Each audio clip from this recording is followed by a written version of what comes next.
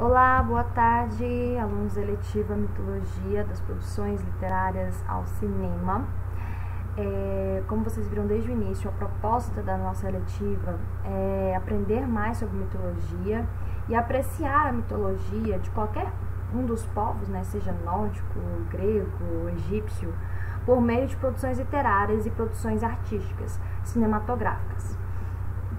Nas aulas passadas nós discutimos, vimos alguns documentários, vimos vídeos sobre esse assunto, né, a mitologia grega, fizemos a árvore genealógica dos primeiros deuses gregos, né, desde que Caos criou os primeiros deuses, e vimos aí até Hércules, né, até a trajetória de vida de Hércules. Então, nós assistimos filme na última aula e hoje nós vamos aí colocar a mão na massa mais uma vez. Vocês arrasaram nas árvores genealógicas, eu amei o trabalho, ficou muito bom e os colegas que viram um do outro também amou. E hoje nós vamos arrasar mais uma vez, que eu também vou tentar fazer, não sou muito boa com produção artística de escrita, eu sou mais objetiva, formal, mas também vou tentar criar uma ode, tá bom?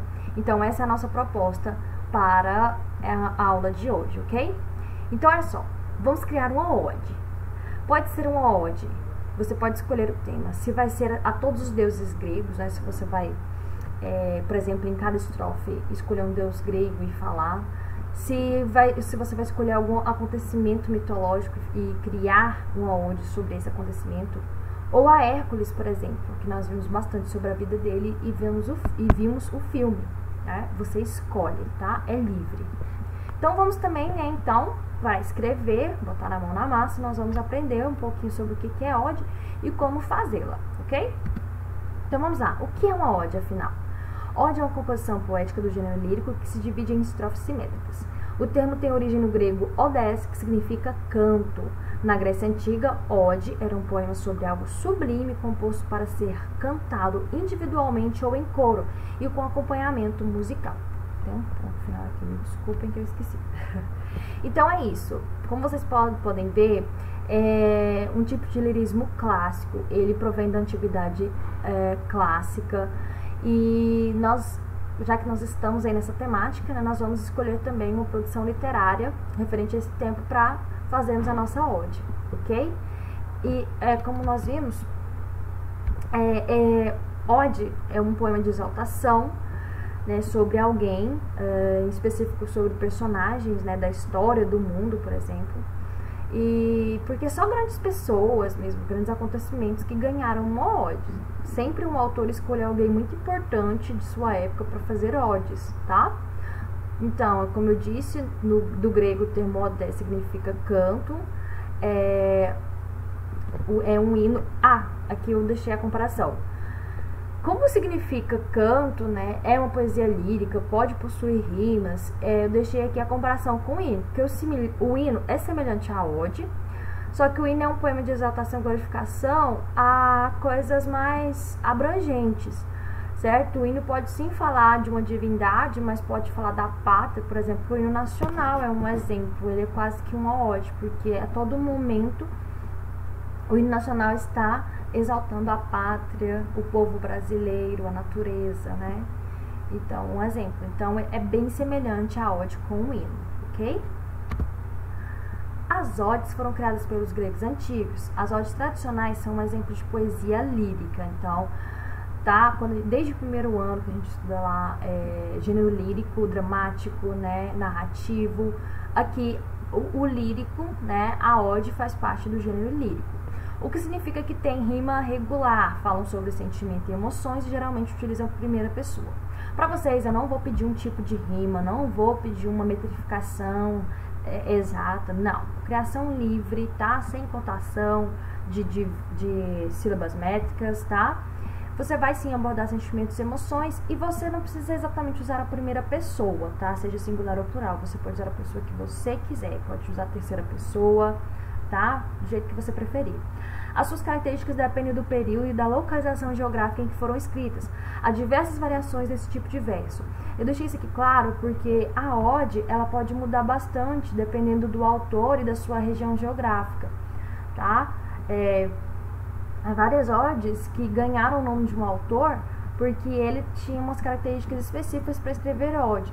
Então, deixei isso aqui claro, a gente não vai estudar qual o autor que fez esse tipo de ode, a ode tal, a ode de Ciclano, de Beltrano, não, tá? Aqui a proposta é uma criação de uma ode, a nossa ode, tá?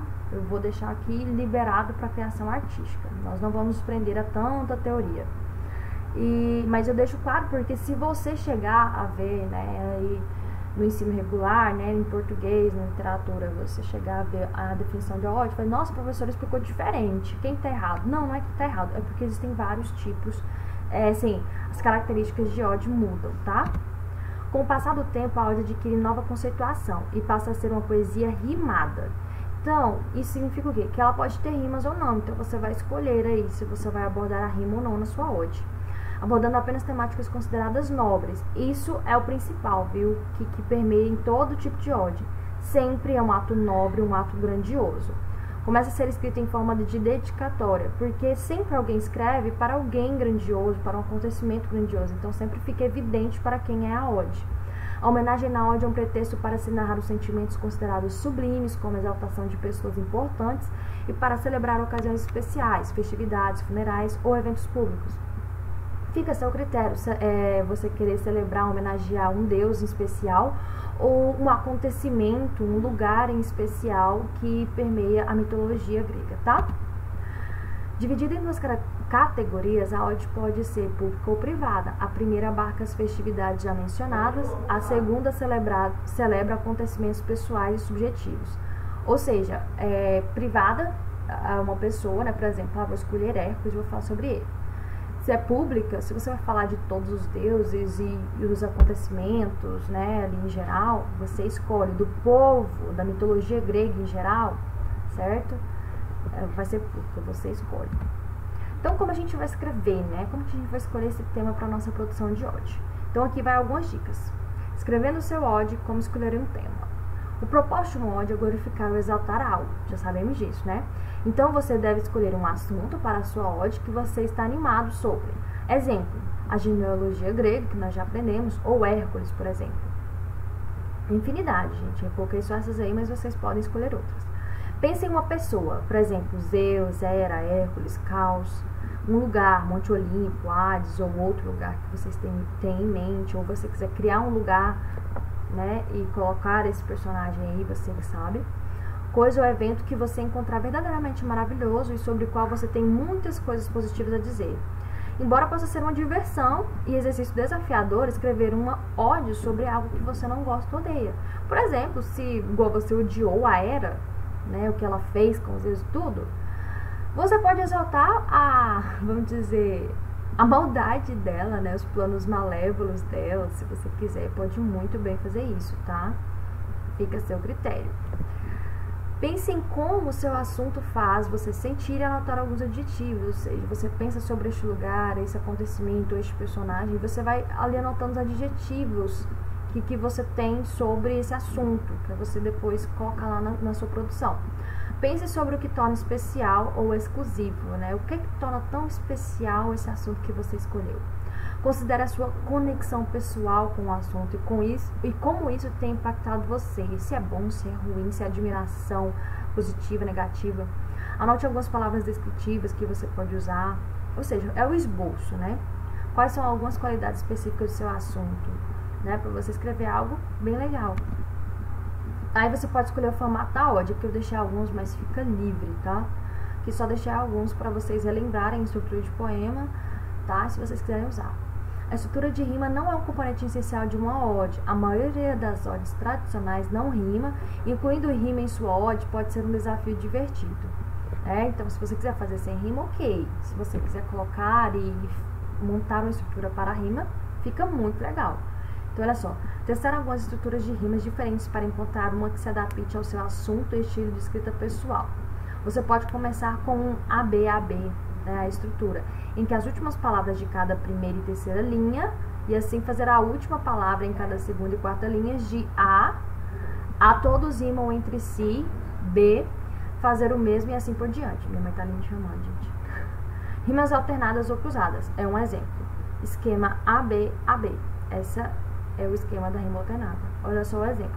O meu amor não tem importância nenhuma, não tem o peso nem de uma rosa de espuma. Como vocês podem ver, primeira e terceira linha tem a mesma rima, segunda e quarta linha tem a mesma rima. Então ficou aqui alternado, certo? Aqui eu não rimo, aqui eu rimo, aqui eu não rimo, mas se complementam aqui, ok? Esse é um esquema. A rima externa, que ocorre no fim do verso. Por exemplo, se você quiser fazer em todos os versos, todas as rimas rimando, os versos rimando, pode, olha só. E em louvor hei de espalhar meu canto, e rir meu riso e derramar meu pranto. Vinícius de Moraes. Né? Pranto, canto, né? Em todos os versos aqui estão com a mesma rima. Rimas emparelhadas ou paralelas é um exemplo também. Combinam-se de duas em duas, seguindo o esquema AABB. Então você vai fazer ela de duplinha, né? Tô falando rápido aqui, né, gente? Ai, meu defeito. Vagueio campos noturnos, muros soturnos, paredes de solidão, sufocam minha canção. Ou seja, as dois primeiros versos eu usei um tipo de rima, os dois últimos versos eu usei outra rima, tá? Então, para estruturar sua ode. Uma vez que você tem uma ideia do que você gostaria de incluir em sua ode, a estrutura e a rima que você quer seguir, porque você pode sim usar rima ou pode não usar rima, tá? Fica a seu critério, não é obrigatório o uso de rima. Criar um esboço do seu ode, quebrando cada parte em uma nova estrofe. Aí que tá, assim, a diferenciação da ode. Porque, por exemplo, eu vou querer no mínimo 3 estrofes, nada menos que isso, gente. Então, 3 estrofes ou mais. Então, você vai estruturar a sua ode. Primeira estrofe, você vai se ater a um assunto. Segunda estrofe a outra. Terceira estrofe e outra. E assim por diante. Como se fosse início, meio e fim, tá? Olha o exemplo aqui. Tente chegar a 3 ou 4 estrofes que abordem 3 ou 4 diferentes aspectos de seu tópico para dar a sua estrutura de ode. Por exemplo, se você estiver escrevendo uma ode a um edifício, né? Você vai falar sobre um prédio, um edifício. Você vai fazer o que eu achei na internet, gente. Mas você não vai escrever sobre edifício, não. Você vai escrever sobre mitologia grega, tá? Você pode dedicar uma estrofe a energia, habilidade e planejamento que entrou em sua construção. Ou seja, você vai começar a falar na primeira estrofe sobre o planejamento, sobre os engenheiros que pensaram naquele edifício diferente, porque como você está falando de edifício, não é qualquer edifício, né? Porque está ganhando uma ode. Se é algo grandioso, não é qualquer edifício. Então você vai se ater ali ao planejamento, ao esboço que foi feito pelo engenheiro, por exemplo. Aí você falou sobre esse planejamento, aí a segunda estrofe você vai falar sobre a aparência dele, né? Já é o resultado, como que esse edifício ficou, o que ele se tornou, né? E o terceiro sobre o seu uso e as atividades que acontecem lá dentro, né? Então por que é tão importante, o que acontece lá, quem ocupa esse edifício, né? Qual a função dele para a sociedade, você vai falar nesses versos, entende? É um tipo de exemplo, porque essa é a estruturação da ode. É isso, meninas, espero que tenham entendido. Qualquer coisa a gente tá lá no WhatsApp, estou à disposição, certo? E é isso aí, vamos nos divertir, né? Ai, gente, é que eu tô gravando com pressa aqui, porque eu tenho que fazer outra coisa. Mas é isso. Até mais, nos vemos no Zap.